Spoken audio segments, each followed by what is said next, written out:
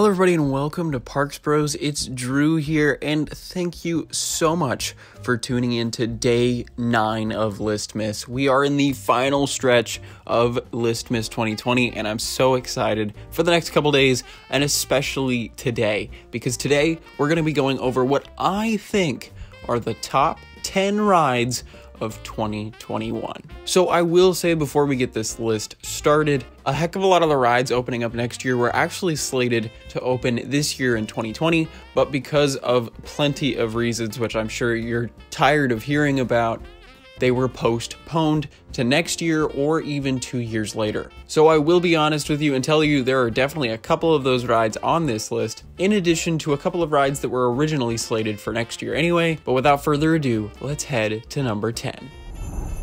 So at number 10, we have Pantheon at Busch Gardens, Williamsburg in Virginia, which is an intimate multi-launch coaster with a triple launch sequence, multiple inversions, and an enormous top hat with a 95-degree drop. Now, this ride is said to be a star attraction for the United States next year, and I couldn't disagree. With what looks to be insane airtime moments, hang time moments, and even laterals, Pantheon is definitely something that I'm looking forward to ride very soon.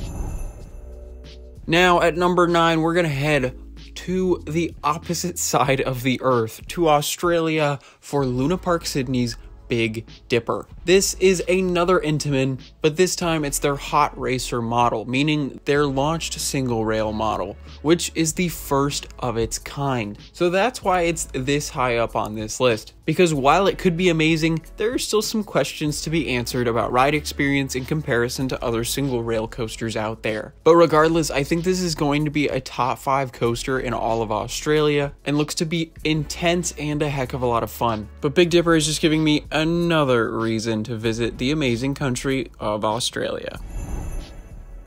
Now we move back to the United States, but to Florida this time, and we're going to be traveling there a lot because they have so many rides opening up next year. But first on this list is Tron, which is a Vekoma launch coaster that is going to be heavily themed and actually a clone of the same exact ride over in Shanghai. Now, from everything we've seen and heard from this coaster, from its counterpart in China, we know this is going to be an experience that will be incredibly memorable. Now, if it was the first of its kind, I would definitely put this up a little higher on this list, but I gotta say, I am incredibly excited to check out an amazing launch coaster a little closer to home, themed to one of my favorite franchises, especially one as iconic as Tron. But I will put in a little disclaimer before we move on to the next number. Tron, like a couple of these rides, has not technically gotten an opening date, so while it is rumored it will be opening up next year, it may end up opening in 2022 as well. Now for number 7, we move to New Jersey for Six Flags Great Adventures Jersey Devil Coaster. Now, this is something that I am personally probably more excited about than most people, but that's because I love this type of model. This, of course, is an RMC Raptor that is just bigger, faster, and taller, and I cannot wait to see this thing whipping around the track. But I'm super interested to see how these incredibly quick-paced coasters navigate a bigger and drawn out layout, because with the models so far I can say I love them, but that's because they're so compact and tight and non-stop intense. So I'm really interested to see if it'll keep up the intensity of the other models, but man, these elements look insane already, and I can't wait to head back to New Jersey and hopefully visit a theme park there for the first time. Now at number 6, we're moving back to Florida for another RMC on this list, and that is for Iron Guazi, the hyper hybrid coaster, which just looks insane. Now, I know I might get some flack for this coming a little lower, but to me, I think this is a little less interesting than some of the other rides on this list because we know how RMC hybrids work now, especially ones over 200 feet tall. With the likeness of Steel Vengeance and an even closer resemblance to something like Zadra in Poland, we know that this is going to be a top tier coaster in the United States. But something I'm very interested to see is whether it'll live up to the immense hype that this coaster has grown around it. And I'll be honest, with you, it'll probably end up in my top 10 or 15 coasters of all time. But I will say, I'm just a little more intrigued in the rest of the coasters on this list because I have less experience with their companies and models.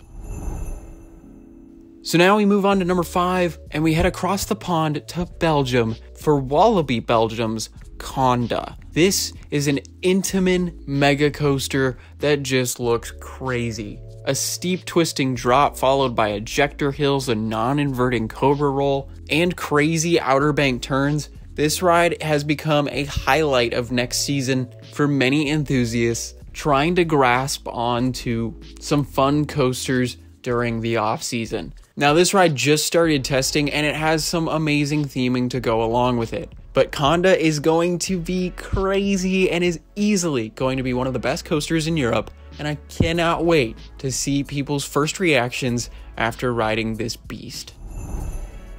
Now for number 4, we're going to stay in Belgium and go a little farther south to Plopsaland for what's rumored to be called Time Traveler, which is a mock extreme spinning coaster. And that means it's the second of this type of coaster in the world, with the first only being built 2 years ago at Silver Dollar City and is funnily enough named Time Traveler. Now this ride has gotten nothing but constant praise for its unique experience for spinning while going upside down and doing extremely intense maneuvers. Now in Belgium, they're stepping it up a couple of notches with adding things like Outer Bank turns, double inversions, a banana roll, and even a JoJo roll to start off the ride. This thing looks immaculate and I cannot wait to head to Belgium now, out of all places, to ride some incredible roller coasters, especially the rides opening up next year. For number 3, we're going to head back to Florida for Velocicoaster at Islands of Adventure, another Intamin coaster on this list, because next year really does seem to be the year for Intamin and RMC. But moving on from that, this multi-launch coaster that is highly themed is one of the most anticipated attractions in the world at the moment. And while little is known about the interior of this roller coaster, the exterior is something we've been able to behold with about a month plus of testing now. And man, it looks incredible with multiple inversions, crazy quick launches, and outstanding airtime moments. Velocicoaster on its own was already going to be an amazing roller coaster. Now add in the incredible theming done by Universal, and you have something to compete with the top coasters in the world. And I gotta say, as far as pure thrilling coasters go, the last 4 of these rides I've talked about are definitely going to be the top on a lot of coaster enthusiast lists.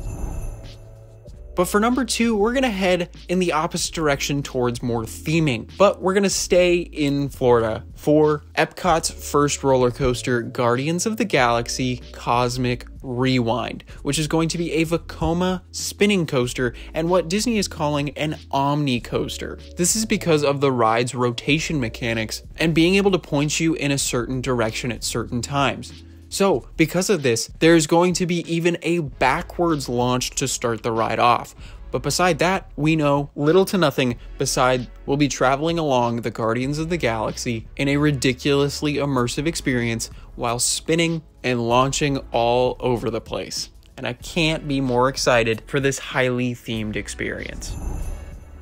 For number 1, we're going to head to Japan for what is considered to be the most hyped up attraction for next year in general. Now, it's not a coaster, unlike pretty much everything else on this list, but it is going to be ridiculously fun because it's based off of one of the most popular franchises in all of video games. This is Mario Kart Koopa Challenge, opening up at Universal Studios Japan this coming February. Now, out of all the rides, this is the only one that's gotten a specific date tied to its opening, and it's going to be incredible. This dark ride is going to be going through many courses throughout all of Mario Kart's legacy, while adding in AR elements that we really haven't seen anywhere on theme park rides. So that means you'll be getting goggles to place on your head, and supposedly you'll even be able to drive around your own kart while using special items to take out other racers. Add that in with trying to drive over things like Rainbow Road and through Bowser's Castle. This is a ride that is going to be absolutely incredible and could be, in a lot of people's minds, the best ride in the world. Now, while it's tempting to head to Japan next year to check this ride out, I don't think I'll be doing it then because this ride is supposed to be coming to Hollywood and Florida. But I couldn't be more excited for the people of Japan for what looks to be the best new ride of 2021.